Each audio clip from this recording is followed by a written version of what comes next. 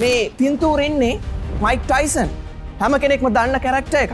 1986 අවුරුද්දේ තමයි මේ පින්තූරය ගත්තේ. මෙයා උදේ 4ට නැගිටලා මොකක්ද කරන්නේ? උදේ 4ට නැගිටලා දවසට කිලෝමීටර් 5ත් 8ත් අතර ප්‍රමාණයක් ඔය අවුරුද්දේ දුවනවා. මාධ්‍යවේදියෝ තමයි පිටිපස්සෙන් එන්නේ. ෆොටෝ ගහනවා, ප්‍රශ්න අහනවා. එක්තරා මාධ්‍යවේදියෙක් ඇවිල්ලා අහනවා මයික් ටයිසන්ගෙන් ඇයි ටයිසන් ඔයා උදේ 4ට නැගිටලා කවුරුවත් කරන්නේ නැති වැඩක් කරන්නේ? ඇයි මේ දවසට කිලෝමීටර් 8ක් විතර දුවන්නේ? ඔහු කියනවා මම චැම්පියන් කෙනෙක් වෙන්න තමයි බලන්නේ. මම විශිෂ්ටයෙක් වෙන්නයි බලන්නේ. උදේ 4ට කවුරුවත් නැගිටලා කිලෝමීටර් 8ක් දුවන්න පාරට එන්නේ නැහැ. මගේ කොම්පිටිටර්ස්ලා නිදි. මගේ තරඟකරුවෝ නිදි.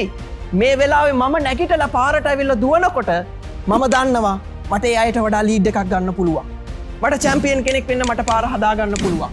එයා එහෙම තමයි ලීඩ් එක ගත්තේ. ඒ වගේම කියනවා බැරි වෙලා හරි එක තරඟකරුවෙක් හරි හෙට 4ට නැගිටින්න පටන් ගත්තොත් මම වගේම පාරට ඇවිල්ලා හෙට දුවන්න පටන් ගත්තොත් මම නැගිටිනවා 2ට.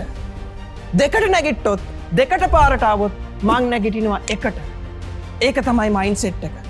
Massive action. මේක ගත්තේ 1986. ඔය ප්‍රශ්නය ඇහුවේ 1986. ඒ වගේම තමයි ඔය උත්තරේ දුන්නෙත් 1986. වැදගත්ම දේ 1986 දී heavyweight boxing වලල්ලේ ශූරයා වෙන්නේ මයික් ටයිසන් තමයි. ඒක තමයි the power of massive action කියලා කියන්නේ.